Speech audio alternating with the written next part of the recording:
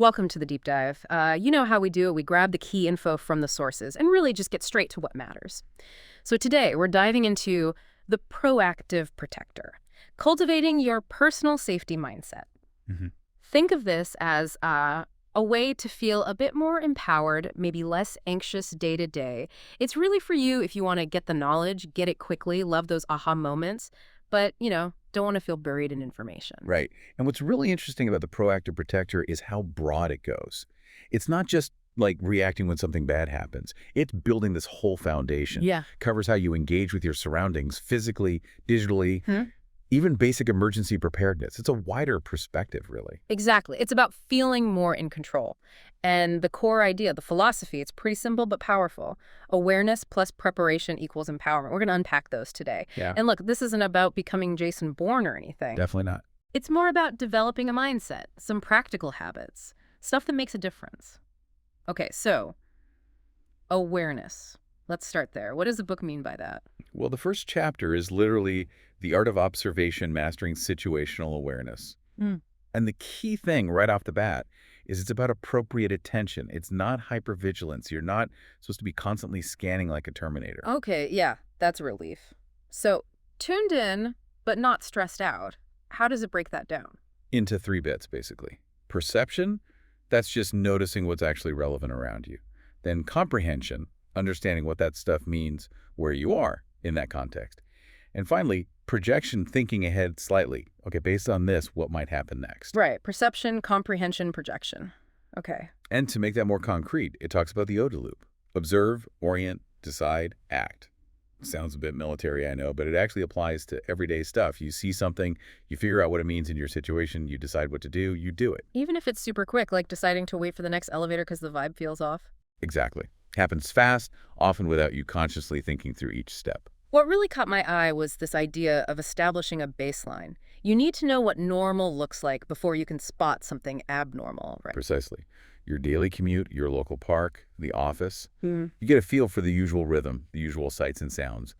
That way, when something breaks that pattern and anomaly, it stands out. Like what kind of anomalies? Oh, it could be anything. Environmental, like a backpack left unattended.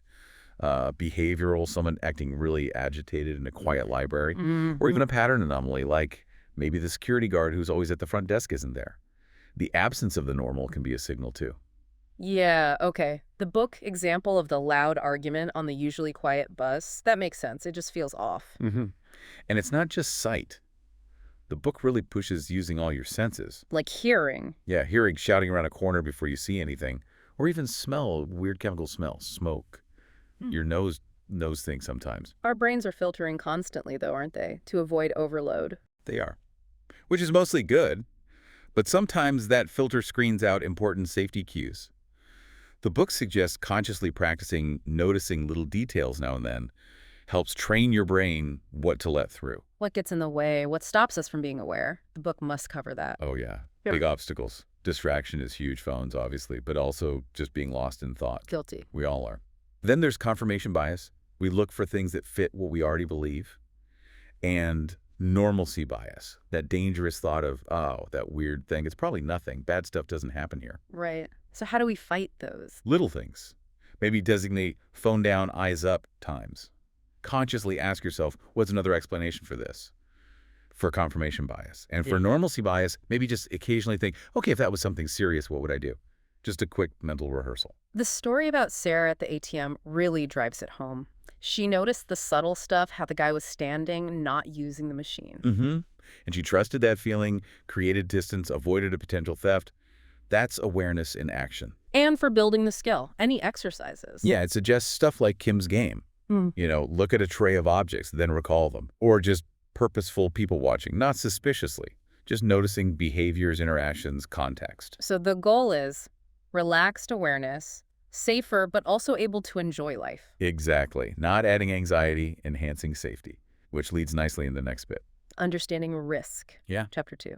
Because being aware is one thing, but figuring out what to do with that awareness involves risk, right? And the book Must. draws a line between living in fear and living with awareness. A big difference. Huge difference. Fear freezes you. Awareness lets you make choices.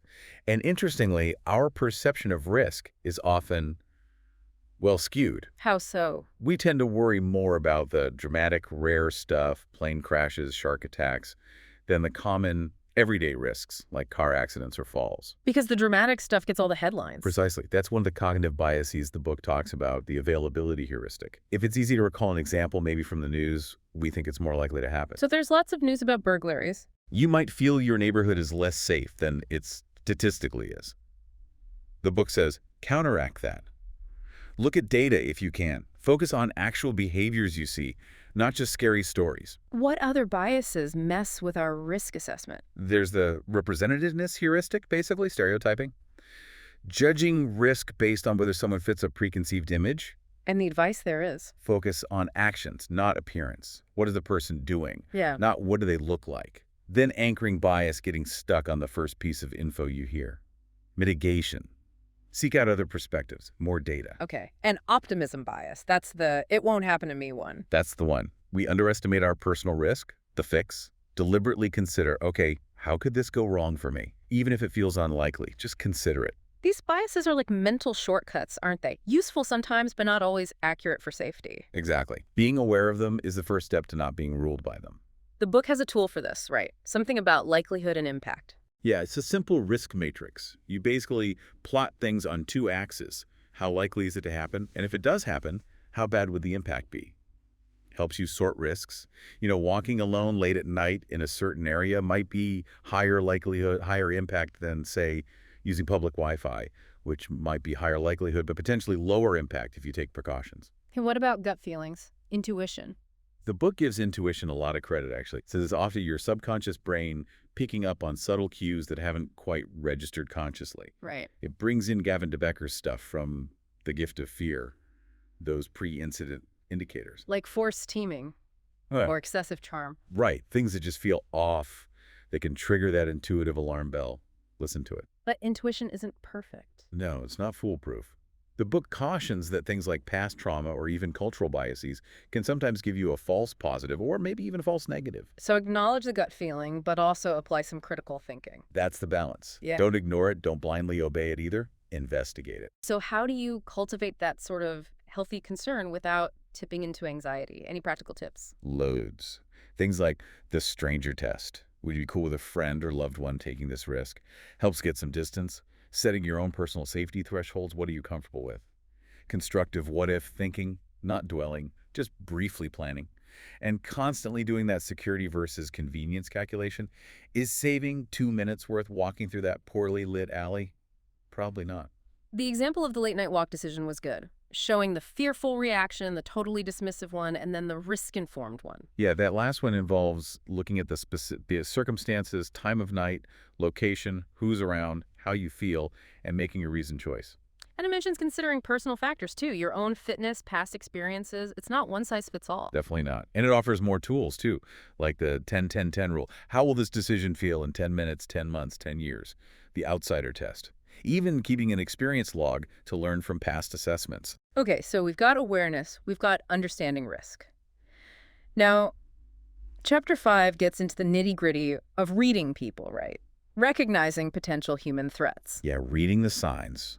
And the book is careful here. It stresses it isn't about making you paranoid or suspicious of everyone. It's about specific behaviors. Exactly. Recognizing genuinely concerning behaviors that could signal danger, giving you that crucial warning time. It talks about pre-incident indicators again. Those observable signs.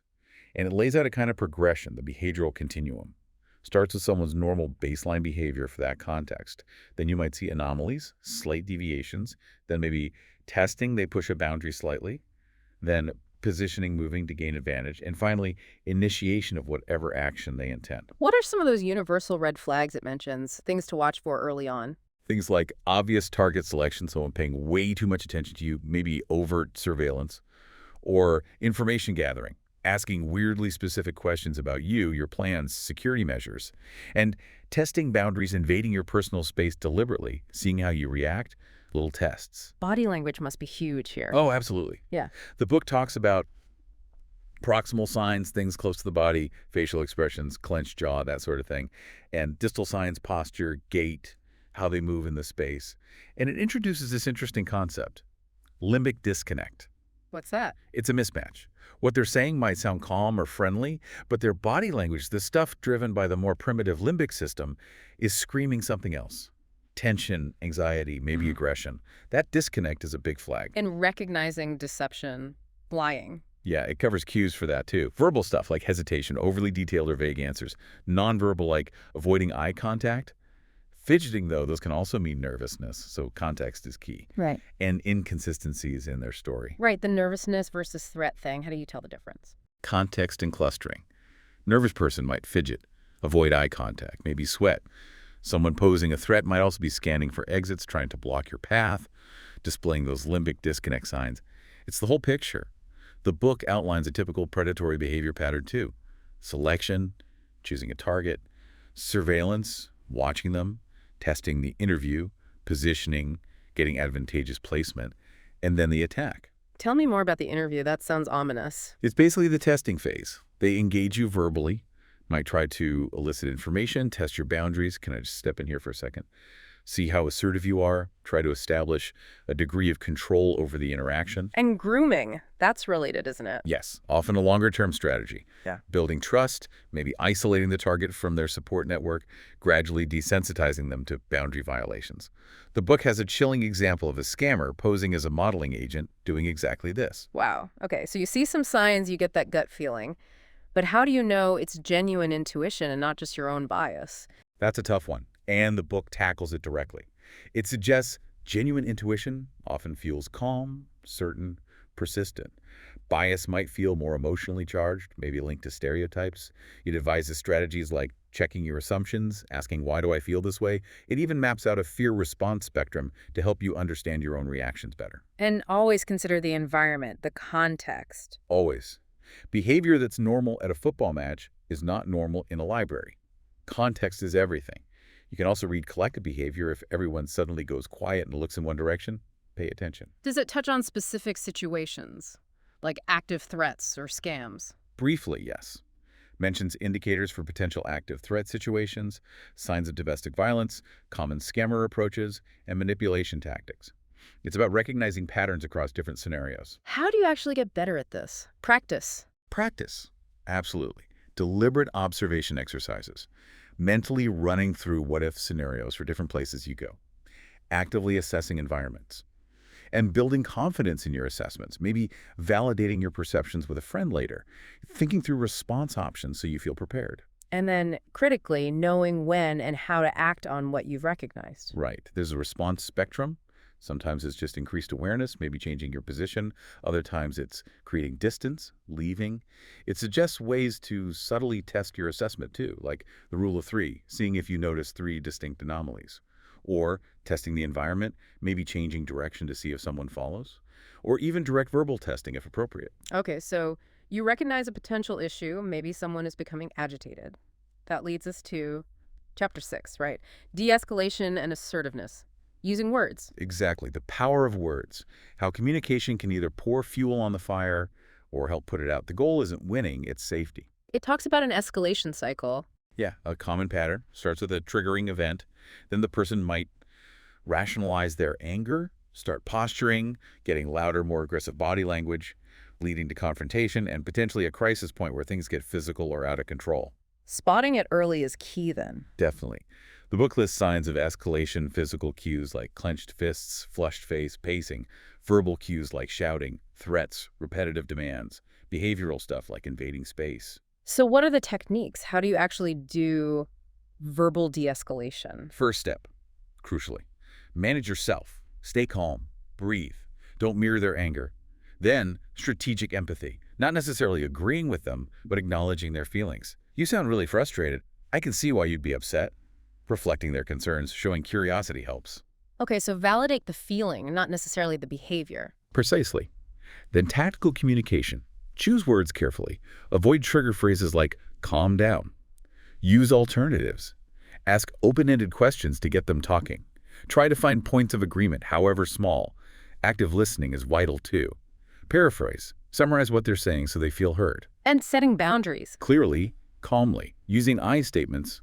I feel uncomfortable when you stand so close. I need you to take a step back. Nonverbal matters too, I assume. Hugely. How you stand, non-threatening posture, maybe slightly angled, hands visible, your facial expression, try to keep it neutral or concerned, maintain intermittent eye contact. Mhm. And your voice, keep it calm, steady, low-pitched. The book contrasts different communication styles. Yeah, passive, avoiding conflict but maybe getting walked over, aggressive, hostile, blaming, and assertive. Clear, direct, respectful, standing up for your rights without attacking theirs.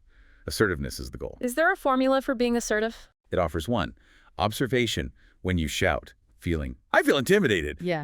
I need you to lower your voice. Request, so we can talk this through. Observation, feeling, need, request. It also mentions the broken record technique, calmly repeating your boundary or request if needed. But sometimes de-escalation doesn't work. You need to know when to bail. Absolutely critical. The book lists warning signs. They're not calming down, maybe getting more agitated, making direct threats, showing weapons. If it's failing, prioritize escape. Have an exit strategy. Does culture play a role? Briefly mentions that communication styles vary culturally, something to be aware of. And there's a good scenario about diffusing tension in a line. Very practical. What about real emergencies? High stress, high stakes. Emergency de-escalation focuses purely on safety. Simple, direct language. Project confidence, even if you don't feel it.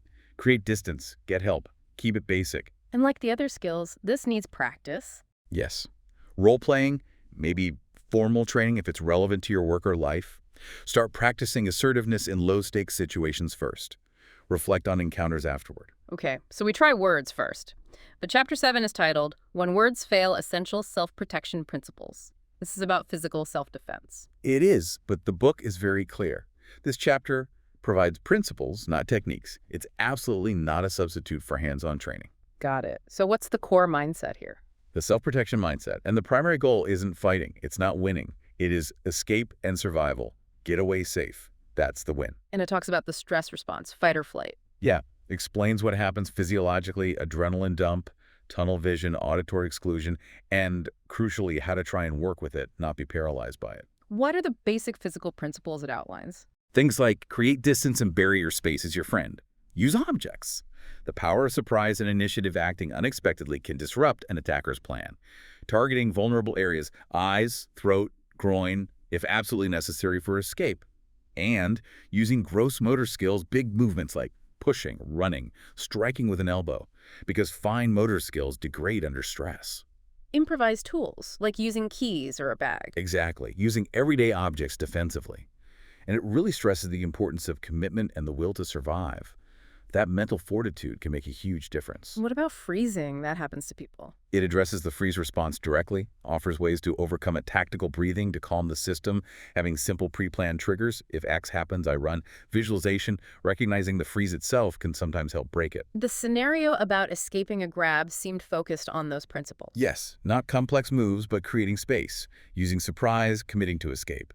It also touches briefly on the aftermath, the immediate shock, potential legal stuff, the absolute necessity of psychological recovery, dealing with trauma. And finding good training. Gives pointers on what to look for reality-based scenarios, focus on principles, instructors who are credentialed and ethical, and red flags to avoid, like unrealistic guarantees or overly aggressive styles. Does it adapt this for different people?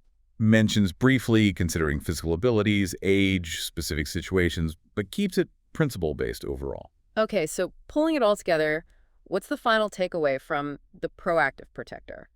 The big message is about living safely, but not fearfully. It's that combination, awareness plus preparation, empowerment. It keeps coming back to the idea that awareness actually makes life richer, not scarier.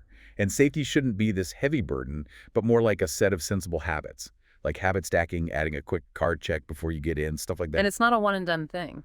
No, it's an evolving journey. You learn, you adapt, situations change, you change. The conclusion sounds like it focuses on peace of mind. It does. Finding peace through acceptance of risks, confidence in your abilities, keeping perspective, finding balance, building resilience. So you're prepared, but not letting fear run the show. That's the essence. The author's final words are really powerful. Be safe, be prepared, be empowered, and most importantly, be fully present for this remarkable adventure called life. A great message to end on. Yeah. Although, there's that little note about the author. Ah, yes, and Brent Mattingly. About the author is intriguingly vague. hints at a background without spelling it out adds a little touch of mystery, doesn't it? It certainly does. Well, that's our deep dive into the proactive protector. Hopefully that gives you some really solid, practical insights into building that personal safety mindset. Thanks for joining us on the deep dive.